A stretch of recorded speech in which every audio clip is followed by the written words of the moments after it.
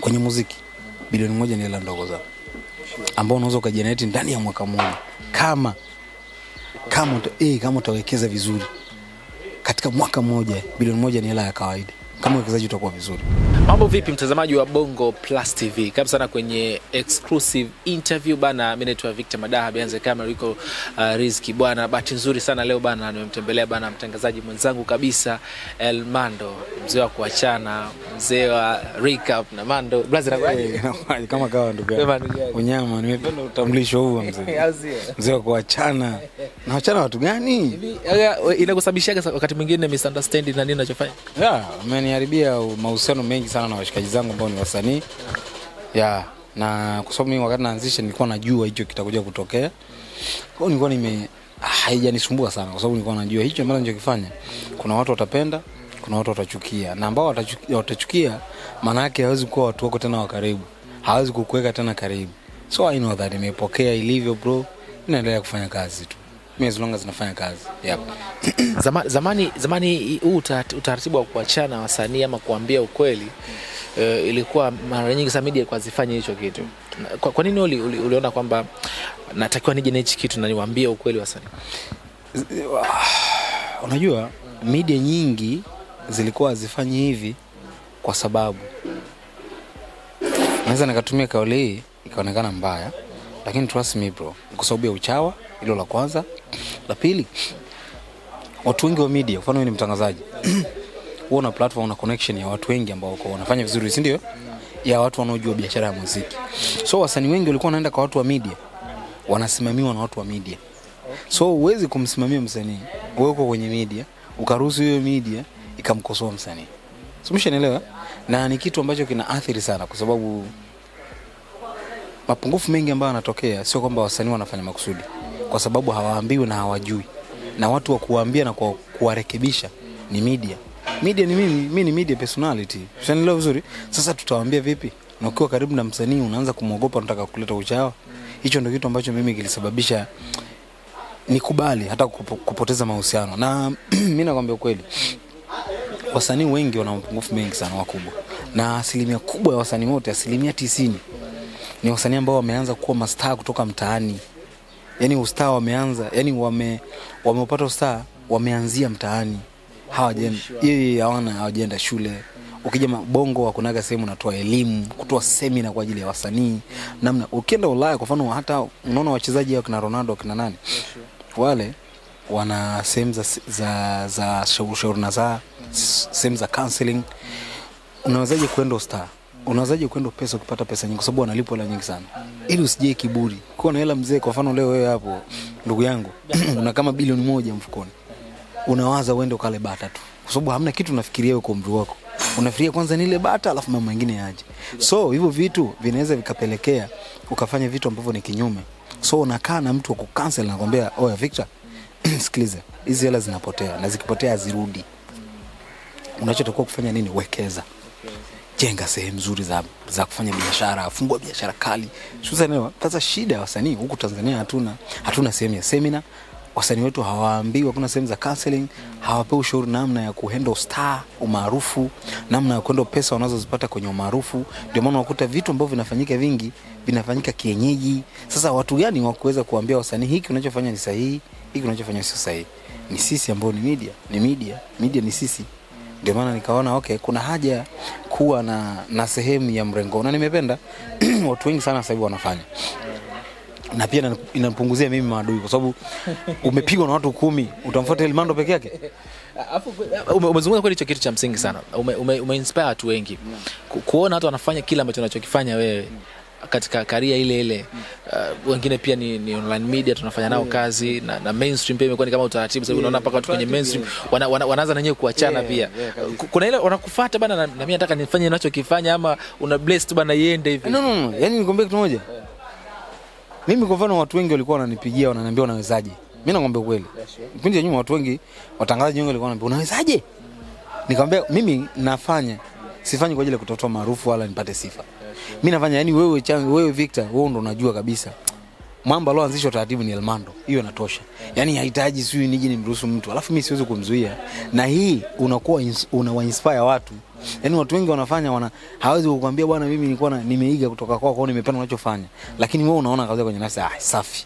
Mimi nimependa kwa sababu tunatakiwa tuwe wengi ili at least isionekane mtu mmoja. Ukionekana mtu mmoja inaonekana Elimando labda la hate. Yaani ikiwa nafanya mimi peke yangu na mimi nimejipokea post watu kufanya wengi. Watu wengi walikuwa wanatumia link. Angalia na fulani anafanya.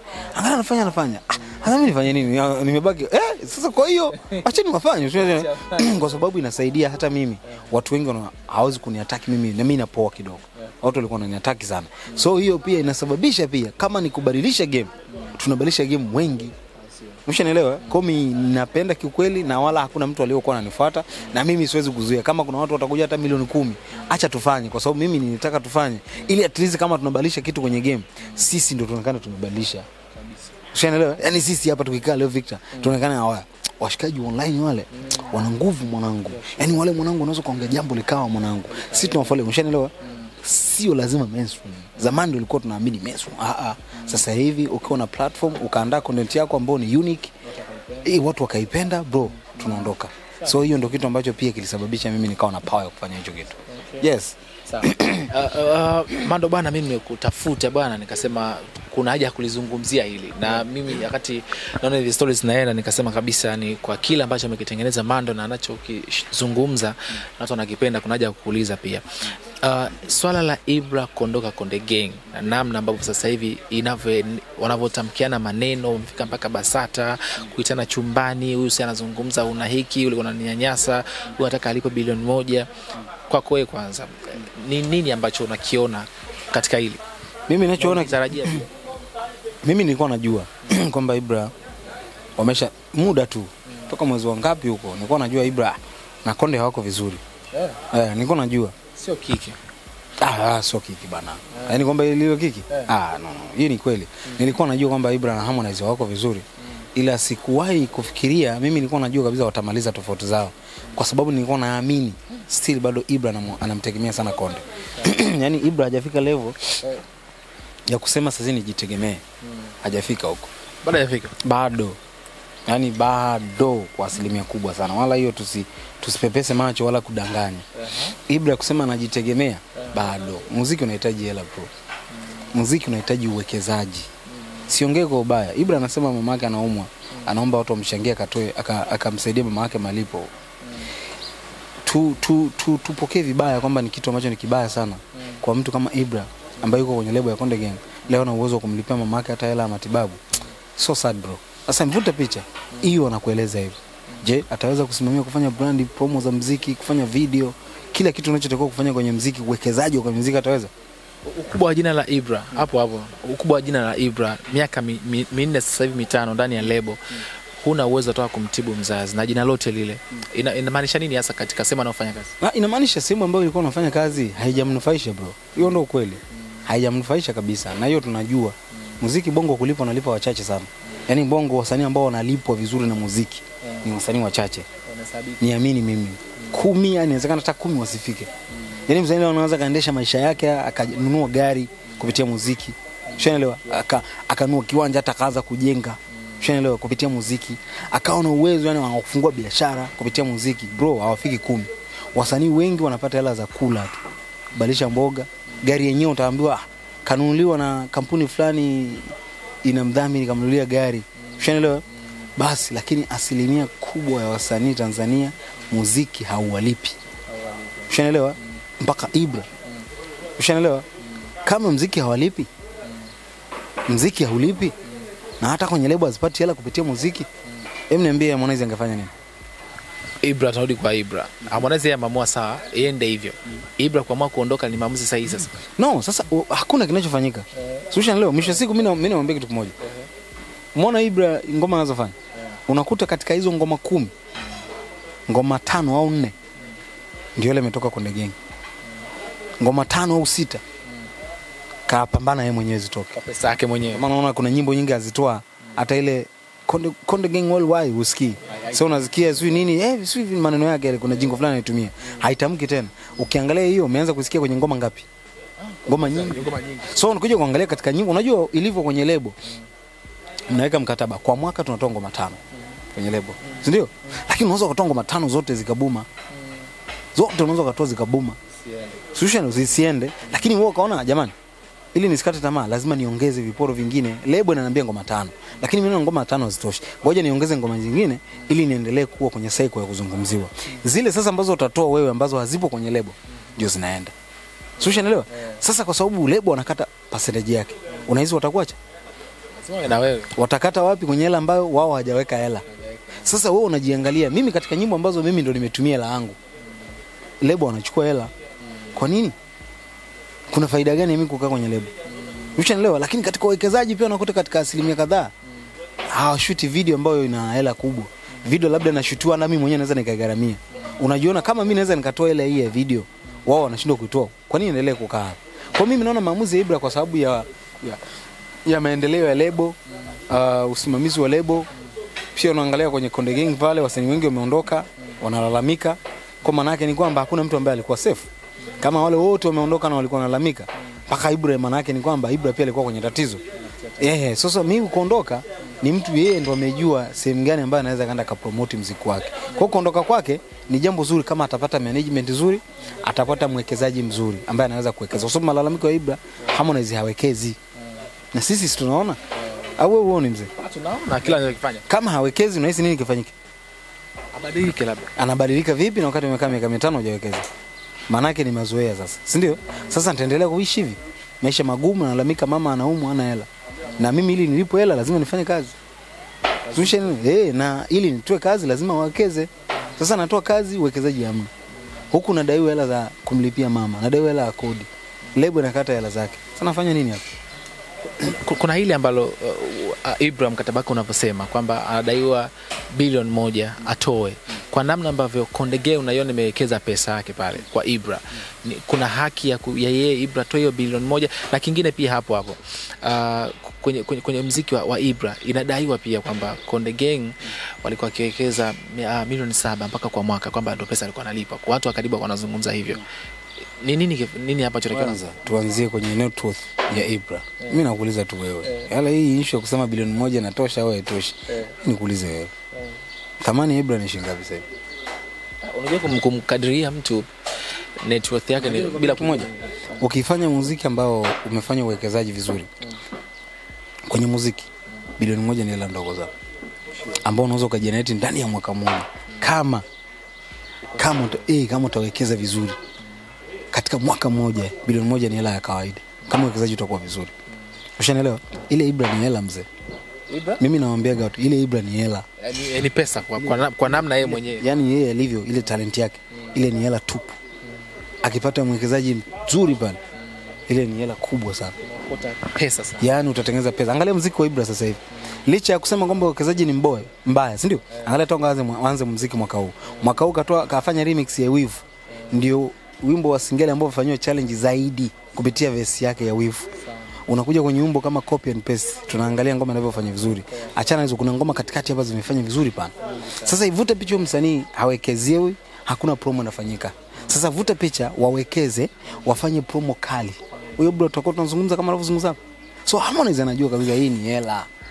Yaani kama kuna mtu kamvuta Ibra kamshawishi aondoke Konde Gang, nikiruhusu tukaondoka free, jamaa anaenda kutajirika. Nifanye nini? Nidai bilioni 1. Ni haki kumdai? Why sio haki, si biashara? Na Konde anasema ilikuwa kwenye mkataba. Ni haki, lakini uwekezaji hujafanyika vile unavyotakiwa. Uwekezaji ni nini? Wewe unazungumzia uwekezaji kwenye video au kwenye nyimbo. Uwekezaji unafanyika kwenye swala la branding bro. Yaani brand yako inaweza kawa na thamani kubwa kuliko hata wimbo wako, value ya maisha yako kwa jumla. Ushanielewa? So uwekezaji ambao Harmonize kufanya kwa Ibra mpaka brandi tunaiona leo tunaizungumzia nchi nzima. Ni nani kasababisha leo tuzungumzie Ibra? Harmonize, ndio? Wewe unajua Harmonize ndio msanii ambaye kampa collab Ibra nyingi zaidi, si ndio?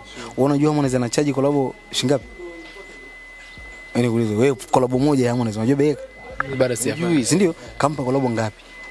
Hiyo ni 1, 2.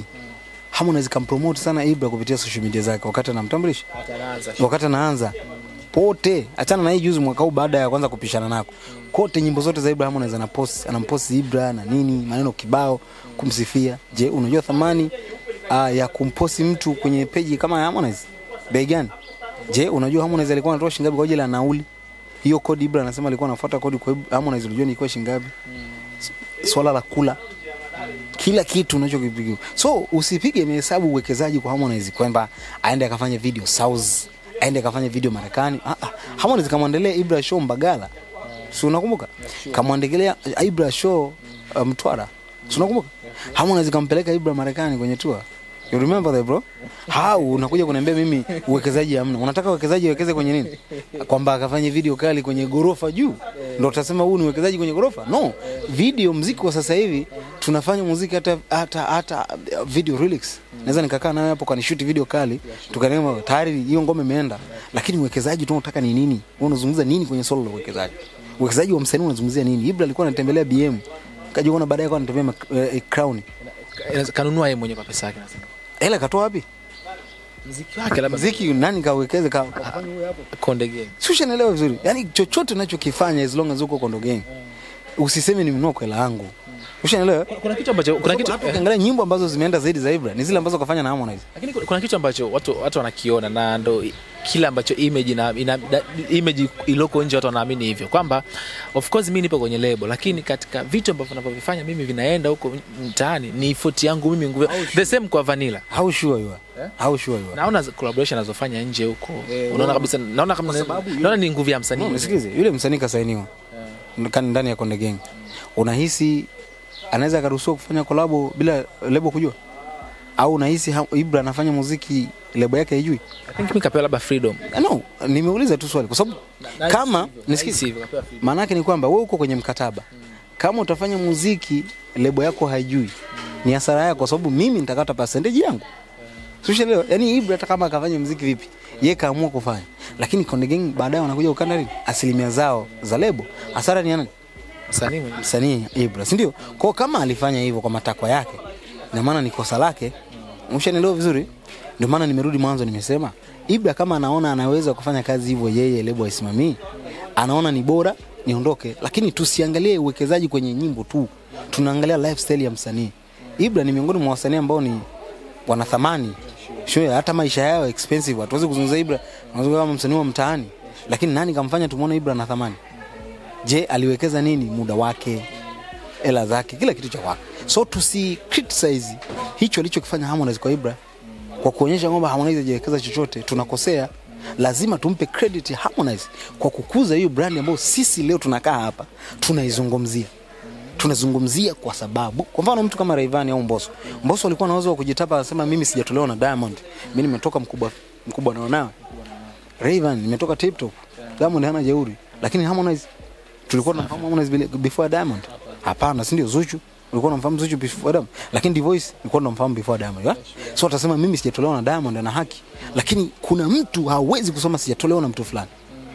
Sio effort yake, kuwekeza muda wake, kupoteza muda wake, hela zake hata kama ndogo, as long as uliwekeza muda ndio kitu cha thamani kuliko hata pesa bro. Kama uliwekeza muda ukamtengenezea kitu fulani, huwezi kuniambia mimi hujawekeza. Mshanielewa vizuri? Tatizo kwenye label liko wapi hasa mpaka msanii anaamua kujiondoa hivyo? Nadhani ni nini Ibra atakuwa afanywe ili mawazo ya kusongoka shida ya label nyingi ni swala la management. Management tu.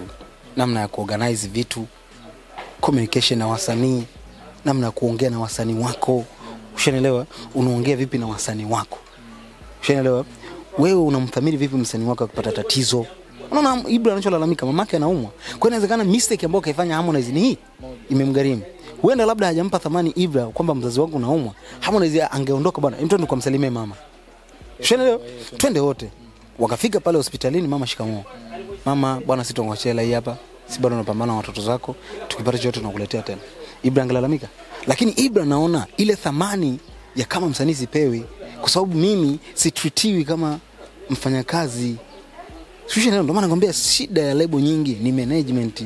Management hazina watu sahihi ambao leo hii wanaweza wakamtreat msanii. Kwa mfano unaona hata wachezaji wa mpira Ulaya.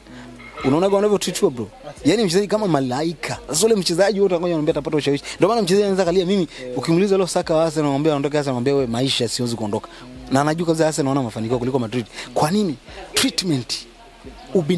Ubinadamu aliofanywa pale ndio kitu ambacho kinasababisha watu wengi wanakosana kwenye lebo. Mimi siwezi kusema lebo nyingi ni uwekezaji. Huwa na goma. Huwa nasema hivi, swala ya wasanii wengi kutaka kuondoka kwenye lebo ni issue ya management. Hakuna communication nzuri kati ya msanii na viongozi na lebo.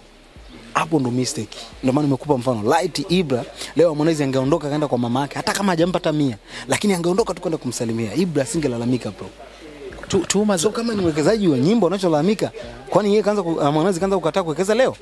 Miaka yote issue imeanzia hapa kwa mama hapa. Tuhuma za chumbani imekuwa ni tuhuma ambazo ni kubwa sana, na wakati mwingine pia zinaharibu mpaka image. Unajua kuja kusafisha hichi kitu watu wakae nacho sawa mpaka waanze kusema kwamba bro bana hii na hivi ilikuwa tu labda utani na nini, ni ngumu watu kuamini. Ina damage yake ikoje sasa tuhuma kama hizo? Hizi bwana ni tuhuma. Tuhuma unajua kuwa kwenye vita. Ibra na Harmonize wako kwenye vita sasa hivi. Mtu yoyote anachagua silaha yoyote ili tu kukuumiza uumie tu. So hii kwa mfano Harmonize anaweza kafuatilia akakuuliza au sure you una uhakika kwamba mimi nilikuita kweli? Ndio, leta ushahidi. Una kwa vitu vingine sio vya kuzungumza, na mimi na uhakika hakuna cha ushahidi. Huenda labda aliita kweli au hajaita kweli, mimi sitetei. Na mimi katika kitu huaga nakipigia kelele sana bro, tuache kupromote hivi vitu ambao mtu anazungumza. Tunataka kuhalalisha kwamba tuonekane hivi vitu vya kawaida. How comes mwanaume unakuja kusema niliitwa na mwanaume mwenzangu chumbani? Wewe ni kioo cha jamii, ni msanii. Unataka kutuambia nini sisi jamii? Vijana ambao wanakufualia watoto wadogo, wanafunzi, unataka kuambia nini? Kwa sababu wanafunzi vijana wadogo wanaiga maisha ya wasanii. Wasanii ndio wana influence kubwa sana. Tuache kupromote huu ujinga ambao wasanii wanazungumza. Tuache kupromote. Una faida gani? Sio unaelewa? Kwa sababu unataka kutuaminisha sisi hivi vitu ambao nyinyi mnafanya vya kipumbavu vya kawaida. How unataka kutuambia vitu vya kawaida wakati ni ujinga wa hali ya juu? Sumesha nielewa vizuri. Kwa sisi katika vitu vya kupiga vita ni ujinga ambao wasanii wanaongea. Unajua wasanii wanafanya vitu vya shetani bro. Muziki ni kitu cha shetani. Dini, hakuna dini inaruhusu muziki wa dunia. Hata hii kwamba wewe imba muziki hakuna. Sasa kama wanafanya hivi na maana wanamtumikia shetani. Huo ndio walisia, ndio imani zote zinasema hivi. So kama wanamtumikia shetani, tutaanza kuamini mnatumika. Yaani vitu wanavyovizungumza. Yes, tutaanza kuamini nyinyi mnatumika. Yaani kwa nini mnatumika? Mnataka kutuonyesha sisi hivi ni vitu vya kawaida. Kwa mfano Didi leo naambiwa ule ni mchongo, Didi. Tuhuma zipo zinasema ule ni mchongo ametengeneza kuonyesha watu mapenzi ya jinsia moja ni kitu cha kawaida. Sio, unaelewa? Ndio maana kinahamasishwa na wasanii. Why always wasanii? Nini ambacho kiko nyuma ya wasanii? Kuna siri gani kati ya wasanii na jamii? Au nyinyi mnatumika mnataka kutuonyesha sisi hivi ni ujinga wa kawaida mnafanya? How comes Ibra kulikuwa na point gani kuongea hicho? Nini kimemvuta? Kama amesema amefanywa vingi, kulikuwa kuna vitu vingine vya kuongea? Mpaka useme uliniita chumbani. Unataka kutuonyesha kwamba vitu vya kawaida au? So katika vitu vya kupiga vita na kukemea ni ujinga ambao wasanii wanazungumza. Umeshaelewa ndugu yangu? So katika hivyo vitu ambavyo hata wewe hapo uko vita, lazima tuwe mstari wa mbele kupiga vita sana. Hadi huwezi kuongea public. Niliitwa chumbani kufanya nini? Wewe una wadogo zako bro. Wewe una mtoto. So ushaelewa vizuri, wewe una mtoto wa kike au wa kiume. So mtoto wako akija kusema babangu aliitwa chumbani na mwanaume mwenzako, anaelewa nini? Kwamba babangu nini? Akiuliza wenzako anamwambia, babako 1 2 3. Okay, kama babako anafanya na maana vitu vya kawaida. So ushaelewa? So tuache kuhamasisha ujinga kama huo.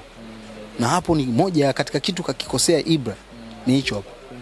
Kuingiza huo upumbavu ambao unataka kutuaminisha sisi kwenye jamii, huo ujinga ni vitu vya kawaida. Na wakati tunataka tukemee, na usingetakiwa kukaa public kwa sababu unajidhalilisha mwenyewe. Kama mwanaume unaitwa na mwanaume mwenzio, wewe unajisikiaje mwanangu kutoka kufika kwa mwanamke wako? Wewe una mwanamke mwanangu? Haya, wewe uje umwambie mimi mwanangu fulani aliniita chumbani. Ukifika kwa mwanamke wako demu wako, anakutazama vipi? Tuongee tu kweli mwanangu. Ndio maana nimekwambia hivi, hii issue siangalie kwa sababu kafanya Ibra, vaa usika. Mimi niongee hivi mwanaume aliniita chumbani kwa sababu mlikuwa wawili. Utatufanya sisi kwanza tuanze kuunganisha doti. Kama mlikuwa wawili, je, ulikataa ulikubali? Si ulifuata kodi? Kama ulikataa ina maana ukupewa kodi. Ulifanya nini baada ya kunyimwa kodi? Kama ulipewa kodi maana yako ulikubali kwenda. Utatufanya tuanze kuhoji. Na tukioji haina faida. Wewe una mwanamke, una watoto, wanakutazama vipi? Bro, yani ni ujinga wa hali ya juu kabisa. Mimi katika kitu kimeniboa ni Ibra kuongea upumbavu kama huo. Ametukosea kwenye hilo.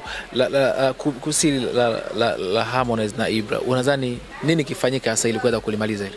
Hamna kitu cha kufanyika bro. Mimi nasema hivi, kama kweli tunataka tupige hatua kwenye muziki, sio tu muziki, kwenye biashara ya muziki, lazima tuzingatie kitu kinaitwa professionalism. Kiss Daniel alinyang'anywa jina. Alikuwa anaitwa Kiss. Ile Kiss ya kubusu. Alikuwa anaitwa Kiss. Baada ya kuzingwana na management ya zamani, lebo yake mbele ilimpa jina, wakamwambia ili kwa sababu unataka kuondoka, jina tulikupa sisi, badilisha jina lako. Alibadilisha jina kwa sababu watu wanazingatia professionalism. Huwezi kuja kutaka kuterminate mkataba, tuko kwenye mkataba, mimi nikakuchekea. Mimi lazima nivute upande wangu kama biashara. Ibra kataka kuterminate mkataba, mimi naangalia karatasi nasema nini? Bilioni 1 lipa. Kama hutaki kaa. Simple tu. Yes. Kwa issue pekee ya kumaliza hivi vitu, hata Harmonize ni shahidi. Swala lake na Diamond hakuna, sio serikali, sio kitu gani. Hakuna kitu kiliweza zaidi ya yeye kulipa hela bro. Yani hakuna kitu kibaya kama maandishi Victor. Ulisaini. Ukusaini. Hata wewe mtu akikwambia tufanye jambo fulani, naomba saini. Ogopa hiyo kitu hiyo. Ogopa kutia kalamu yako kwenye sehemu yoyote. Maandishi ni mabaya sana, yatakufunga. So as long as ulisoma mkataba, wakati unasainiwa, ukaambiwa siku ukileta nywe kuna hiki hapa. Ukitaka kuondoka kuna bilioni baba. Unakubali? Unakubali? Ndio, saini. Ukasaini mwenyewe. Maana yake no way out. Nenda kwenye makaratasi, lipa hela out, sepa. Otherwise kama una hela tulia. Kubali mateso ambayo unapitia. Kama unataka kuondoka, tafuta hela, lipa. Basi. Ndio point bro. Maliza kimtindo huu. Kama kweli unataka kumaliza hiki, lazima hela ilipwe. Hakuna uswahili kwenye hichi my brother. Kama tunataka kweli tupige hatua kwenye biashara ya muziki, leo tunaona wasanii wa Nigeria wanafanikiwa, duniani watu wanafanikiwa, ni kwa sababu ya professionalism. Wenzetu Marekani huwezi kupata kolabo bila kulipa madola. Marekani ni wasanii wakubwa. Sushen, lakini sisi tunafanya kolabo bure. Na ni ngumu sana wasanii wetu kupiga hela kwa sababu hatuna resource nyingi za kupata hela. Una talenti, unatoa kolabo bure. Tutafanya nini? So kama tunataka tupige hatua, ushikaji mwingi, kama tunataka tupige hatua kweli, kuna vitu lazima tuvibadilishe.